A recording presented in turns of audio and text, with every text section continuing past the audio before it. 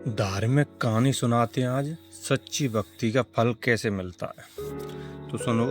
बहुत समय पहले की बात है। एक छोटे से गांव में रामू नाम का एक गरीब किसान रहता था। उसका जीवन बहुत कठिनाइयों से भरा हुआ था। दिन रात मेहनत करने के बाद भी उसे घर में 2 वक्त की रोटी मुश्किल से जुट पाती थी। लेकिन इन सब कठिनाइयों के बावजूद रामू के मन में भगवान के प्रति अटूट श्रद्धा और विश्वास था। रामू हर सुबह सूर्य निकलने से पहले उठ जाता, स्नान करता और अपने छोटे से घर के कोने में बने मंदिर में दीप जलाकर भगवान की पूजा करता। उसके पास ना तो कोई बड़ी मूर्ति थी और ना ही पूजा करने के लिए महंगे सामान।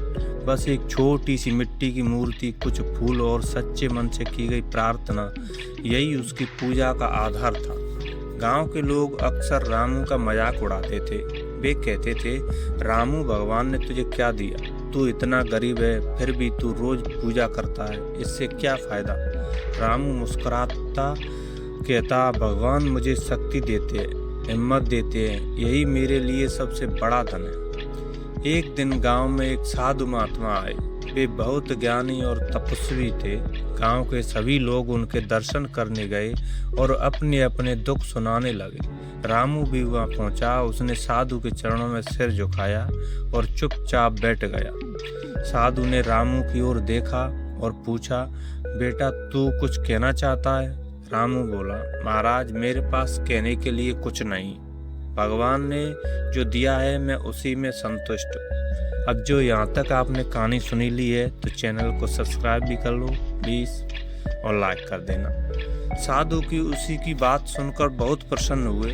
उन्होंने सोचा, यह व्यक्ति सच में संतोषी और भक्त है। उन्होंने रामू को एक छोटा सा पत्थर दिया और कहा, इसे अपने पास रखना, यह एक चमत्कारी पत्थर है, लेकिन इसे कभी बेचने की कोशिश मत करना, इसकी कीमत जानने की कोशिश मत करना। रामू ने साधु की बात मान ली और पत्थर को अपने पास रख लिया। अगले दिन रामू उस पत्थर को लेकर बाजार गया और एक सब्जी वाले को दिखाया। सब्जी वाले ने कहा, मैं इसके बदले 2 किलो आलू दे सकता हूँ। रामू मुस्कुराया और दिया हुआ आगे बढ़ गया। फिर वह एक सोने चांदी के व्यापारी के पास गया। व्यापारी ने पत्थर को ध्यान से देखा और कहा, यह तो बहुत कीमती लगता है, मैं इसके बदले तुम्हें 50,000 रुपये दे सकता हूँ। रामू चौंक गया, लेकिन उसने पत्थर नहीं बेचा। अंत में वह एक जौहरी के पास पहुंचा।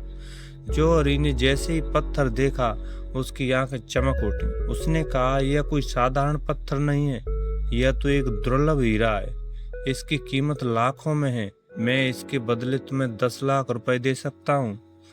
रामू यह सुनकर हैरान रह गया। उसने तुरंत पत्थर वापस लिया और घर लौट आया।